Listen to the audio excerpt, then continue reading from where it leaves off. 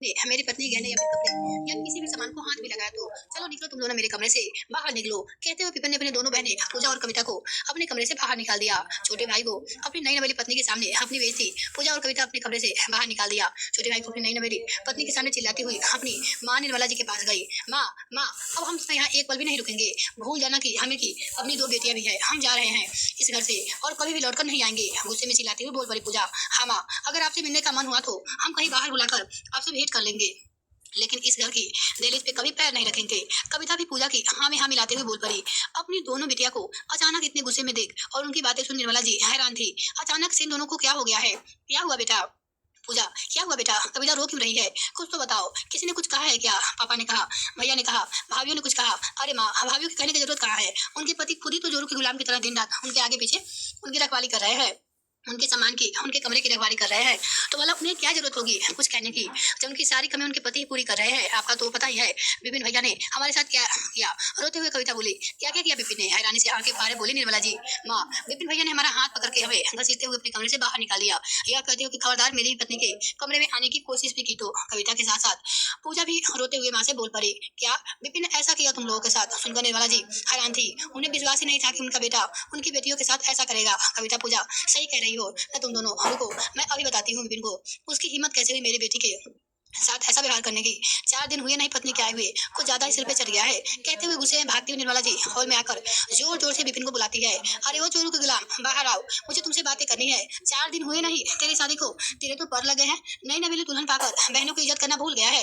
निकल के आ बाहर, अभी खबर लेती हूँ मैं। निर्मला जी इतने गुस्से और तेज तेज में चिल्ला रही थी कि बाहर से उनके पति संजय जी, बड़ा बेटा राघव, बड़ी बहू प्रिया सब भागते हुए हॉल में आए। माँ के आवाज में विपिन भी कमरे से बाहर निकलकर आया।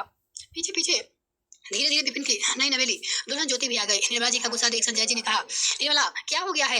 क्या हो गया है? अरे यह पूछिए कि क्या नहीं हुआ है? अभी तो इस घर में ये हालत है, जिस दिन हम दोनों नहीं रहेंगे हमारी बिटिया के साथ क्या होगा सोचा है आपने? अरे हुआ क्या है यह तो बताओ। तब तक विपिन में कमरे से बाहर आ गया था। विपिन को देखते निर्मला जी फरक गई। आ गया जोरू का गुलाम। माँ, ये बकवास क्या कर रही हो? यह क्या बोलने का तरीका है? गुस्से में विपिन भी बोल पड़ा। तरीका बताऊं मैं तुझे? बताओ क्या तरीका है? तेरी हिम्मत कैसे तूने मेरी बेटिया को अपने कमरे से उनका हाथ पकड़कर घसीट के बाहर निकालने की? इतना सुनते ही विपिन सब कुछ समझ गया कि माँ इतने गुस्से में क्यों है। माँ की बात सुन विपिन ने शांत रहकर ही एक नजर पूजा और कविता पे डाली, जो मुस्कुराते हुए विपिन को देख रही थी और इशारों इशारों में मानो कह रही थी कि अब बोल के दिखाओ माँ के सामने जो तुमने बोला था। विपिन अभी भी शांत था, बड़े शांत थी। उसने कहा, माँ पहली बात तो मैं किसी का हाथ पकड़कर कमरे से बाहर नहीं निकाला। अच्छा तो क्या मेरी बेटियां झूठ बोल रही है? माँ, ये तो अब अपनी बेटियों से ही पूछ लो। क्या पूछ लूं? तुम्हें शर्म नहीं आई शादीशुदा बहनों के साथ ऐसा व्यवहार करते हुए? अरे कितनी खुशी मन से दोनों तुम्हारी शादी में आई थी और तुमने पत्नी के आते ही अपना रंग दिखा दिया। माँ ने, मैंने कहा ना कि मैंने कुछ भी नहीं कहा। झूठ क्यों बोलने के हो भैया? क्यों नहीं कहा किया? सच्चाई बताओ ना। माँ को बीच में ही बोल पड़ी कविता। हाँ हाँ भैया बताओ, कितनी बुरी तरह से आपने हमें भगाया था कमरे से। पूजा ने भी कविता की हाँ में हाँ मिलाया। क्या कमरे से भगाया था विपिन ने तुम दोनों को? बिटिया की बात सुन संजय जी हैरान से विपिन को देखने लगे। विपिन, ये क्या पूजा और कविता कह रही है? कुछ बोलोगे? संजय हाँ जी गुस्से में विपिन को देखते हुए बोला। अरे यह क्या बोलेगी जी? यह क्या बोलेगा? नहीं नहीं, इसकी माँ आई है, माँ के चक्कर में पागल हो गया है। जरूर किसी ने सिखाया होगा सब कुछ। बस करो माँ, इन सब के बीच में ज्योति को लाने की कोई जरूरत नहीं है।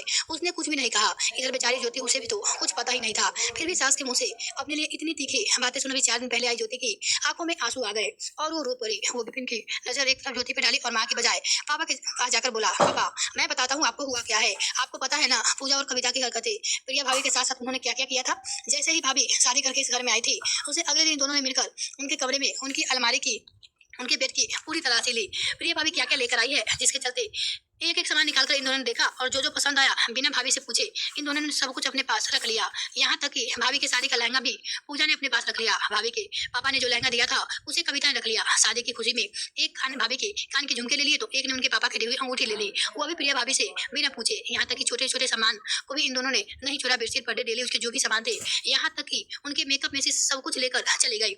और माँ सब कुछ देखते हुए भी एक बार उन दोनों को मना नहीं की। और जब भाभी को किसी सामान की जरूरत होती तो यही माँ भाभी को ताने देती कि अपने मायके से खाली हाथ आई हो, कुछ लेकर नहीं आई हो। माँ तो बेटियों के ऊपर प्यार ऐसे अंधी हो गई है कि उसने यह भी नहीं देखा कि भाभी को जो सामान लाई है वो सारा सामान तो इनकी यह दोनों लालची बेटियों लेकर चली गई है। इसने एक बार भी अपनी बेटिया को मना नहीं किया। ऊपर से भाभी आज तक ताने देती कि वो मायके से कुछ भी लेकर नहीं आई है। आज भी अगर भाभी को कहीं शादी में जाना होता, किसी छोटे मोटे फंक्शन में जाना होता तो उसके ऊपर एक लिबास एक अच्छी साड़ी नहीं हो जाती, क्योंकि यही आदत इन सबकी अभी भी बनी हुई है। ये सब भाभी के पास एक भी ढंग की साड़ी नहीं रहने देती, और यही सब कुछ ये दोनों ज्योति के साथ भी करना चाहती थी।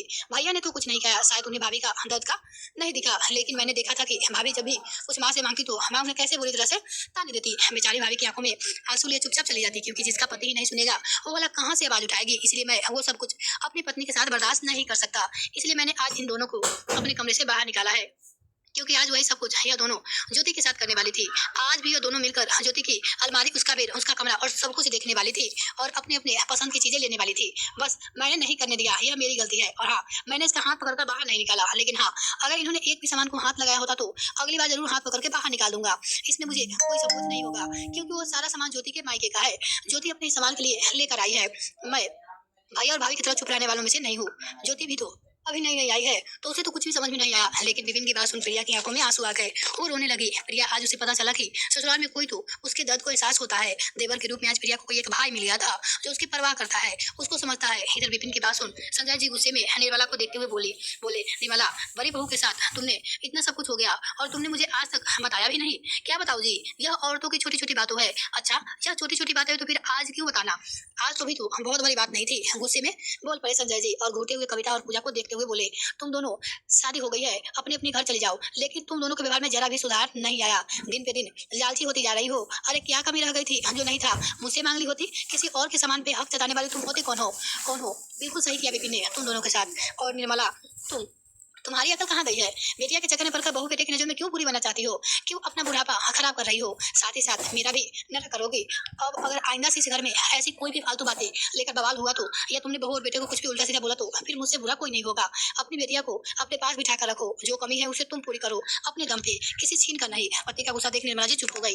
कहाँ वो बहू और बेटे की गलत साबित करने आई थी, कहाँ वो खुद ही बेटिया के साथ गलत साबित हो गई थी। सोचा था बड़ी बहू इतना छोटी बहू को भी दबा कर रखेगी, क्योंकि प्रिया तो शुरू से ही सीधी थी। छोटी छोटी चीजों को, सामान को लेकर वो बोलना नहीं चाहती थी, और कभी अगर बोलना भी चाही तो उसके पति ने उसका साथ नहीं दिया।